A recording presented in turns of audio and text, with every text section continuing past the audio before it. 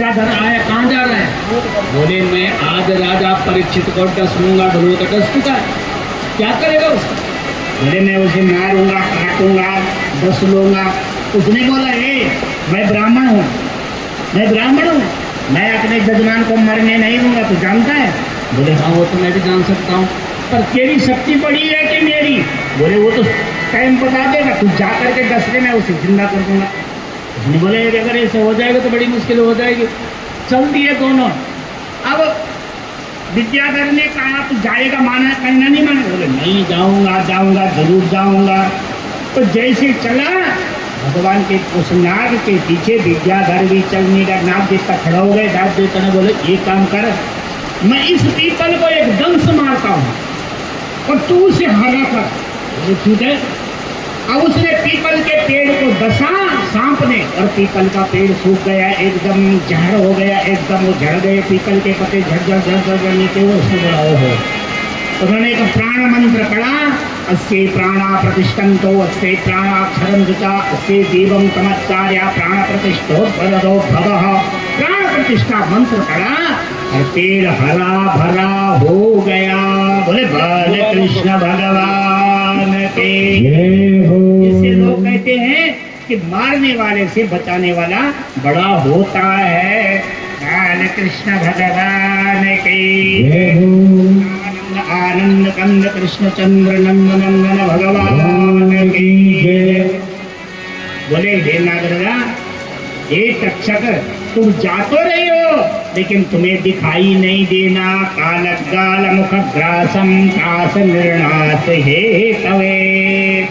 तो वहां बड़े बड़े योद्धा होंगे, मार देंगे तुझे। तो करना क्या है? मुझे तो जाना पड़ेगा। बोले नहीं, जब ब्राह्मण आशीर्वाद देंगे तो जो ये फूल रखेंगे, उस दिन से ब्राह्मण गले में ये माला डाल देते हैं, फूल नहीं देते हैं आशीर्वाद में। जी यह ध्यान रखना, बहुत सारे लोग दे देंगे लेकिन मना कर रखा उस दिन के लिए। जिस दिन भागवत पूर्णावती होती है उस दिन फूल सिर के ऊपर नहीं रखते, माला पहना देते हैं, दुपट्टा डाल देते हैं, दुसाला डाल देते हैं। तो क्या करना है?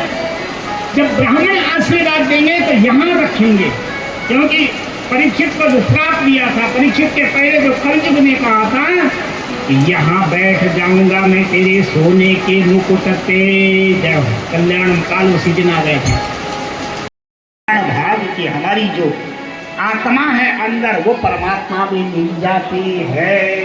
तो प्रभु अब कष्ट नहीं होगा, पर बिल्कुल नहीं होगा, तुम्हें बिल्कुल कष्ट नहीं होगा। तुम्हारी आत्मा जैसे तक्षक आएगा, तुम्हारी आत्मा परमात्मा में मिल जाएगी। मुझे 14 तो एक दिन जलना ही जलना है। बोले महाराज पक्का? उन्हें आपने तन्मयता से श्रीमद् भागवत कथा सुनी है, श्रीमद् भागवत कथा का पाठ सुना है, इससे आपको परम वैकुंठ की प्राप्ति होगी। तो उधर से नाग, जो तक्षक नाग था, जो ऋषि पुत्र ने श्राप दिया था, तक्षक नाग तैयार हो गया। तक्षक नाग ने कहा आज 7वां दिन है और 7वां दिन में मैं जाकर के इसे डस लूंगा। थोड़ा उन्हें डिस्टर्ब मत करे, उन्हें।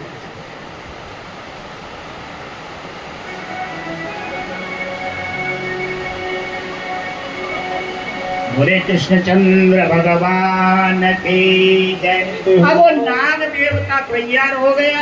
नाग देवता ने बोले मैं जाकर के, तो ब्राह्मण ने कह दिया जाओ इस फूल के अंदर निवास करो, जैसे तुझे ब्राह्मण आशीर्वाद देंगे वहीं से डस लेना। और जयराम जी की जिनके प्राण अपान वायु से जाते हैं, जिनके प्राण अपान वायु से जाते हैं, ध्यान देना, अपान वायु कौन होता मैं नहीं कहूँगा, वो नरक चले जाते हैं। जिसके प्राण आंखों से जाते हैं, नाकों की श्वास से जाते हैं और ब्रह्म रंध्र फट जाता है, तो परम वैकुंठ को चले जाते हैं। बोले बाल कृष्ण भगवान के। आपने मुझे सबसे पहले अमर कथा सुनाई, क्या मेरा शरीर अमर हो गया? बोले तुम परमात्मा में मिल चुके, तुम्हारा देह केवल इंतजार कर रहा, किसकी? तक्षक की, क्योंकि श्राप होना जरूरी है। तो महाराज मैं आपको थोड़ा बताऊं? बोले हाँ बताओ, क्या सुना तुमने? बोले आपने जो मुझे सुनाया है अमर कहानी सुनाई है, और उस कहानी के अंतर्गत में हे परीक्षित सुखदेव जी महाराज आपका जन्म हुआ है। उसके बाद आत्मदेव नाम के ब्राह्मण भक्ति का उद्धार किया, आत्मदेव नाम के ब्राह्मण का उद्धार किया। फिर भगवान के द्वारा इस पृथ्वी का निर्माण हुआ। उसके बाद इस पृथ्वी की रचना हुई। ऋषि कर्दम की पुत्री ने कपिल मुनि से विवाह की, जिससे ये सारे संसार बने हुए। उसके बाद राजा दक्ष की पुत्री के द्वारा यज्ञ भ्रष्ट हुआ, यज्ञ की शांति हो गई। उसके बाद राजा का गला कटा। राजा के गला कटने के बाद उनकी पत्नी रोती है। उसके बाद उसका समाधान भगवान करते हैं। उसके बाद राजा उत्तानपाद के 2 पुत्र होते हैं और 2 पुत्र होने के बाद एक पुत्र मारा जाता है और ध्रुव महाराज आकाश वैकुंठ में निवास लेकर के अपनी दोनों माता को और पिता को लेकर के जाते। इसमें मतभेद नहीं है, क्योंकि ये धर्म ऐसा है, ये ग्रंथ ऐसा है। उसके बाद गंगा अवतरण का प्रसंग है महाराज। उसके बाद राजा बलि का प्रसंग है, वामन का प्रसंग है महाराज। उसके बाद रामचरित्र का प्रसंग है। उसके बाद हरिश्चंद्र का प्रसंग है। उसके बाद आकाशवाणी का प्रसंग है कि आकाशवाणी ने क्या कहा। उसके बाद कंस के द्वारा अपनी बहन को निगड्ड कारागार में बांध दिया गया है। जैसे ही भगवान जन्मे 8वें गर्भ में, तो 8वें गर्भ में स्वयं भगवान प्रकट हुए, लेकिन माता की मति मारी गई और मति मारी जाने से उसने कहा दूध पी लो। भगवान छोटे बन गए और कहा मुझे जो है केवल नंद बाबा के घर ले जाइए। नंद बाबा के घर में उन्होंने लीला की, गैया चराई, दूध खाया, मक्खन खाया, मिश्री खाई, दही पिया, चोरी करी, वस्त्र चोरी करी, माखन चोरी करी, सब सारी गोपियां उन पे मरती थी भगवान, ऐसा मैंने आपके मुख से सुना है। उसके बाद जब उन्होंने ये यौवन अवस्था जैसे निकली ऊपर, वैसे उनकी जो उम्र थी वो 11 वर्ष 54 दिन की थी। इस शास्त्र के अनुकूल तुरंत उन्होंने वहां से अक्रूर जी के साथ आए और कंस को मार दिया। उसके बाद भगवान ने अपनी लीलाओं के द्वारा कई लीलाएं की। जरासंध को मारा, कंस को मार करके भगवान ने अपने और अपने भाई की शादी की। शादी के बाद भगवान ने फिर पुनः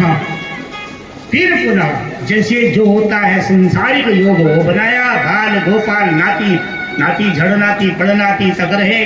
लेकिन महाराज एक शंका और रही है। बोले क्या? वो जो गांधारी ने श्राप दिया था, बोला भगवान ने कहा अब मेरा समय आ गया, पूरा यदुवंश किससे खत्म हुआ।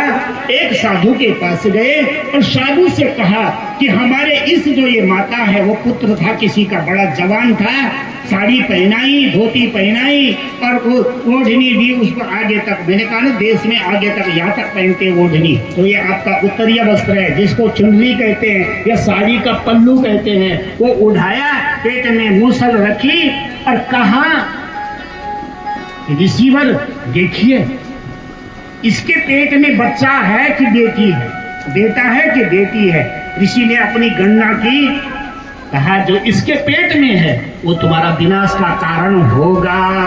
तब उन्होंने वो मूसल को घिसा, समुद्र के किनारे फेंका। समुद्र से वो रसीली घास नहीं जहरीली घास पैदा हुई और यदुवंशी गांधारी के कोप से आपस में लड़ मरे। जय जय राम सीताराम हो गया। उसके बाद भगवान ने बाली को पूर्व जन्म में मारा था, निहत्ता मारा था। भगवान ने अपने पैर के ऊपर अठारा लगाया, पैर के ऊपर पैर रखा, अठारा लगाया और अठारा लगाने पर ये पैर की अंगुलियां दोनों खड़ी होती है। तो उन्होंने देखा, बाली ने देखा तो व्याधि था कि कोई मृग अपने कान को लेकर के खड़ा, शब्द वेदी बाण नहीं छोड़ा, ऐसे बाण छोड़ा और वो भगवान के पैर में लग गया, जिसे अंत हो गया भगवान का। बोले बाल कृष्ण भगवान की जय।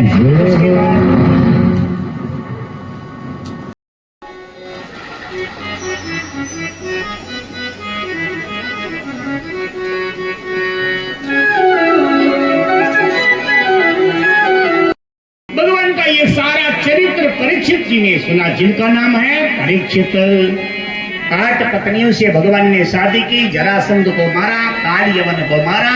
भगवान ने फिर 3 बार अपनी द्वारिका बसाई। और तब उसके बाद भगवान कहाँ गए? अपनी माँ के पास गए, अपनी माँ को पूछा कि माँ मुझे भी शांति नहीं, अभी तक शांति नहीं। बोले इस भागवत के अंदर बैठ जाओ, ये भागवत ही साक्षात कृष्णम कथ्यताम, ये साक्षात कृष्ण ही भागवत है। ऐसा करके सुदामा चरित्र आता है। और सुदामा चरित्र के बाद जो आपको सुनाया, आपके पितर इसको सुन रहे हैं, परम वैकुंठ धाम को जाएंगे। और ऐसा मैं विश्वास नहीं, अटूट विश्वास है कि जिन्होंने ये भागवत कथा श्रवण कर दी है वो कभी भी नरक नहीं जा सकते। पुनरपि जन्मम पुनरपि जठरे पुनरपि शयनम, हमारा पुनरपि जन्म नहीं होता, ये सीधी बात है। मैंने किसी को पूछा था, वो आदमी यही पढ़ा बैठा, बोले नहीं। बोले क्यों? बोले मैंने भागवत कथा सुन ली बहुत, मैं नहीं जाऊंगा, फिर नहीं आऊंगा, मैं तो पैरम वैकुंठ को जाऊंगा। जो माताएं परम कथा सुनती है, जिन्होंने अपने माता पिता के लिए तन्मयता से कथा करवा दी, उनके पिता माता कभी वैकुंठ से नीचे नहीं आ सकते हैं। बोले बाल कृष्ण भगवान के जय। प्रथम स्कंद जो इसका है, थोड़ा सुनिए ध्यान देकर के, प्रथम स्कंद जो इनका है वो अधिकारी है। दूसरे स्कंद में साधना है, और तीसरे स्कंद में सर्ग है, सर्ग और विसर्ग। और चौथे स्कंद में विसर्ग है, और पांचवें स्कंद में स्थान है, और छठे स्कंद में पोषण है, और सातवें स्कंद में उल्टी है, और अष्टम स्कंद में मनमंत्र है, और नवम स्कंद में ईशान, और दसम स्कंद में निरोध है, और एकादश स्कंद में मुक्ति है, द्वादश स्कंद में आश्रया है। जैसे हम कहीं 18 लगा देते हैं, तो किसी पुराण का 18 लगा करके हम यहीं पर आश्रय लेकर के बैठ जाएंगे और परमात्मा आएगा। आशीर्वाद दिया साधुओं ने, आशीर्वाद दिया ब्राह्मणों ने, स्वस्ति न इंद्र वृद्धश्रवाः स्वस्ति नः पूषा, रखा फूल। और राजा ऐसे पालती मारते हुए सुखासन में बैठे हैं, प्राणांत यहाँ से निकल गया। बोले बाल कृष्ण भगवान के करने योग्य है, उसे सुन लेना, समझ लेना, और कुछ बातों का अनुसरण जरूर करना, कुछ बातों का अनुसरण जरूर करना। अनुसरण में होता उसके पीछे चलना, तो अगर अच्छी लगी तो चलना। और इस विश्व परिवार से लेकर के जितने विश्व परिवार हैं, और जो महानुभाव यहाँ आए हैं, जो यहाँ पर रह रहे हैं अभी, वो सब भोजन पा करके ही जाएं, और इस परिवार को अपना आशीर्वाद दें। श्री विष्ट जी, राम सिंह विष्ट जी, जिनका नाम राम ही है, और बहुत ही सुंदर सुगम्य विचार है, उनके साथ उनकी पत्नी श्रीमती मधुरी देवी, उनको भी मैं वंदन प्रणाम नतमस्तक होता हूँ, क्योंकि आपके मन में ऐसी विचारधाराएं आए, और ऐसे पुत्र सबके घर में हो, और ऐसे पुत्र सबके घर होने चाहिए, ऐसी भावना सबके होनी चाहिए। धार्मिक अनुष्ठान करना, धार्मिक कृत्य कर, काम कौन नहीं कर रहा, पेट कौन नहीं भर रहा। आइए मैं श्री राम सिंह बिष्ट जी के परिवार के, उनके माता पिता दादा परदादा स्वर्ग के लिए भगवान से प्रार्थना करूंगा, और भगवान शरण जो पितरों ने यहाँ पर किया है उन्हें परम मोक्ष धाम दे। इस कथा का रसपान जिन्होंने करा उनसे भी परम स्वर्ग की आशा रखता हूँ।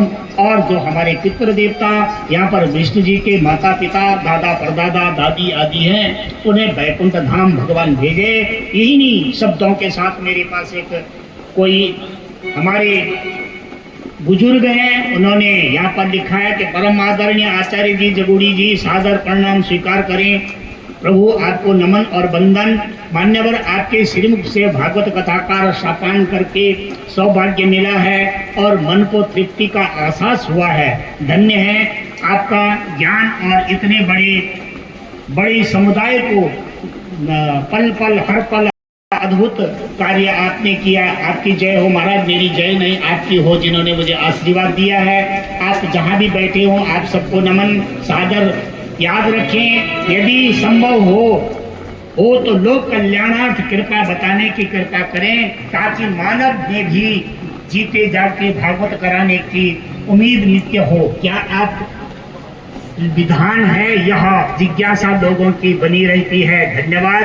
आभार के साथ आपका क्षमा प्रार्थी हरि प्रसाद पुरोहित जी जो भी होंगे महाराज, आपने जो सुझाव दिया है मैं उसका आभार हूँ कि मेरे सुझाव तो मैं रोज ही, इतनी उम्र हो गई है, भले ही बाल काल बाल लाल बाल हैं, ये नहीं कह सकता हूँ, लेकिन उम्र के साथ साथ कुछ आगे चलने के लिए तैयार हूँ। आपने जो सुझाव दिया है, मैं आपके पुण्य से बहुत कथा कर चुका हूँ। कथा मैंने इस व्यास पीठ की तरफ से कहूँगा, मैं 22 वर्ष से पढ़ करके जब से आया हूँ तब से कथा ही कर रहा हूँ। पूरे नवराज्य में जाता हूँ, जितना अपने मन का प्रचार अपने तन से होता, अपनी वाणी से होता, उतना लोगों को देता हूँ। और जो लोग रखते हैं लक्ष्मण की तरह सबरी के बेर, राम ने खाए और लक्ष्मण ने छोड़ दिए, तो उसकी दवाई प्रभु मेरे पास कुछ नहीं है। और जिन्होंने सबरी के बेर खाए वो राम को शक्ति नहीं लगी और लक्ष्मण ने पीठ के पीछे फेंके, उन्हें शक्ति लगी। केवल अंतर इतना ही है, समझना और समझाना बड़ा कठिन होता है, समझना सरल होता है, समझाना बड़ा कठिन होता है। इन्हीं शब्दों के साथ आज मैं श्री विष्णु जी को धन्य मानते हुए अपने पिता के जो कर्म थोड़ी रह गए, जो रह गए, ब्रह्मपिंड करिए। ब्रह्मपिंड कर दिया, ब्रह्मपिंड करना चाहिए। आप भागवत गद्दी में छोड़ो, एक ही पिंड बनना चाहिए, उसका 3-4 क्यों करे? एक एक पिंड बनाइए, एक पिंड यहाँ भागवत को अर्पण कर दिए, इसे काट दीजिए, ब्रह्मपिंड बन जाएगा जी। हाँ, एक ही बनाओ उसको, एक पिंड बनता है और एक पिंड यहाँ भागवत में चढ़ा दीजिए उसको। विष्णुवेता समर्पण। यहाँ लगे नितेश, क्योंकि हमने कहा था कि हम आपको टाइम की पाबंदी है, सब फ्री नहीं है।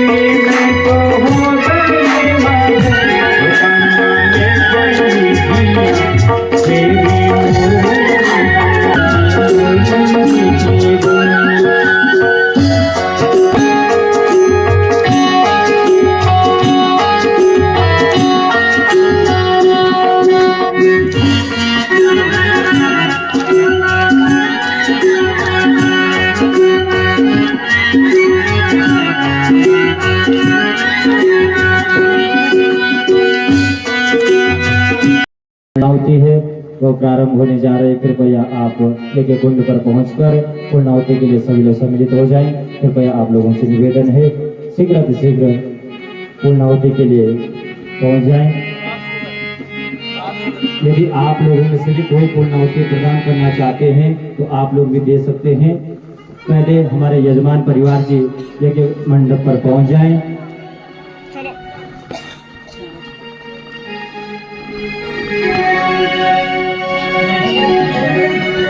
श्री राधे।